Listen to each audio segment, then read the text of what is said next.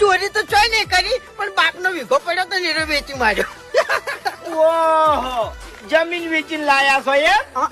કેટલા હતા જમીન ના? 1 વીઘાના 1 કરોડ રૂપિયા. 1 કરોડ? 1 કરોડ. હરીભાઈ હા.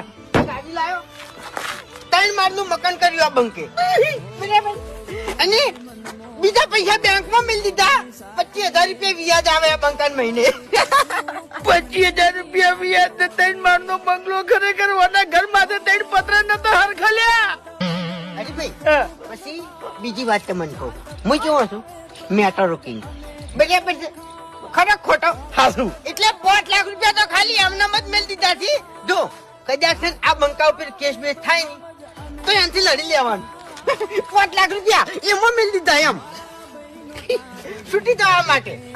302 લાગે ને બંકા ઉપર, 302 તો છૂટી જાય એમ રાતો રાત. કે હરીભાઈ આપણે હવે છે ને જમીન વેચાવાના કોન્ટ્રાક્ટો જ્યાદા થઈ ગયા. બરાબર છે? હા. એટલે તમારે જમીન બમીન વેચવી હોય ને તો બંકાને કહી દેવાનું એમ. રાતો રાત વેચી મરાવેલા બધું. સારું. બરાબર. અને આપણે આ પૈસા, જમીન, દાગીના શાના માટે લે છે લ્યા? આપણી જિંદગી માટે લ્યા. શું લઈને આયા, શું લઈને જવાના? હે સંકટ સમયે કોમ આવે. કદાચ આજ રાતે આપણે ઊંઝ્યા.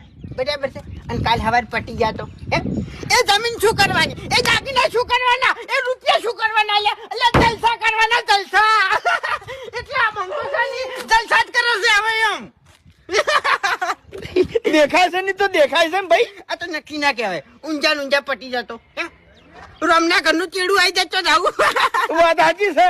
તાણી પછી એટલે જલસા કરી લેવાના. પણ તમારે તો જમીન છે એટલે તમે આ મજૂરી કરીને જ મરી જવાના છો. આ બંકા જેવું જીવન ના જીવી કોઈ